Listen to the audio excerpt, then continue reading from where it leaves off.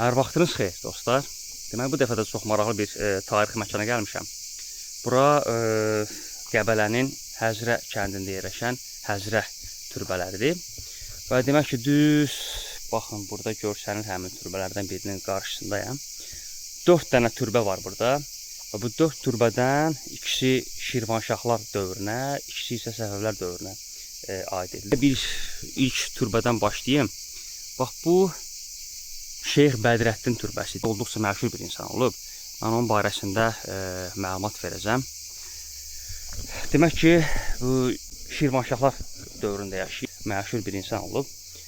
Əslində ona Bədir Şirvani deyirlər və Bədir Şirvani çox məşhur əsərlər olub. Türbə haqqında məlumat verim. Ustanın adı qeyd olunub. Burada isə nə vaxt tikildiyi və kim tərəfindən tikildiyi məlumat verilir.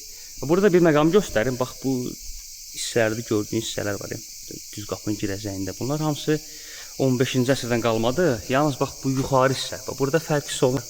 Diqqət eləsəz. Biri demək ki 15-ci əsr və digəri isə sonradan restavrasiya olunan vaxta aiddir. Bax belə. Bu da ümumi görüntüsünü göstərim. Buranın. Bax belə. 8 güşəlidir, diqqət eləsəz. Və kələxana türbələri var. Yəni tamamilə eyrisidir. Bax belə, bu ilk türbədir və yerdə qalan 3 türbə isə aşağıdadır. Gedək onları da hamısını bir-bir göstərəcəm. Belə, deməli, yaxınlaşıram artıq ikinci türbəyə. Bu türbə də Şirvanşahlar dövrünə aiddir. Yəni, ona görə belə deyim, artıq ikinci buna yaxınlaşdım bu türbəni çəkmək üçün. Bax, diqqət eləyin, budur həmin türbə. Belə bir türbədir. Və bu Şeyx Mənsura aiddir. Burada həmin onun kitabəsi var. Kitabəsində qeyd olunub hansı dövrə aiddir. Nə vaxt bu türbəni tikiblər.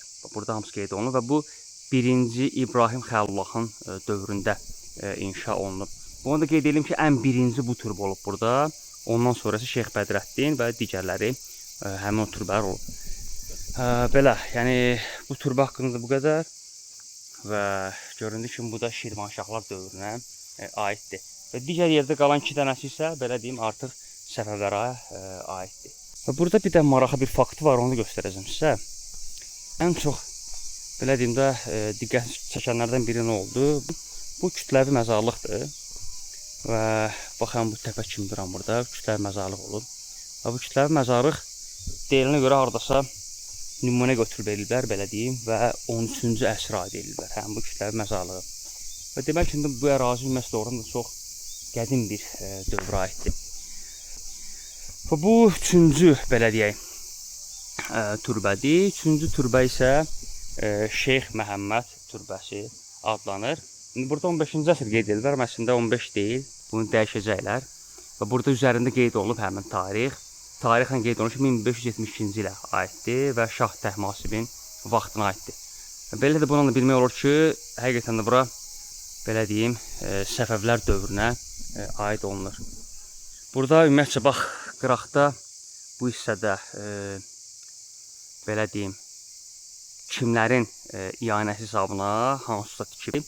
Burada 2 nəfərin adı qeyd olunub, orada isə yalnız 1 nəfərin adı qeyd olunub.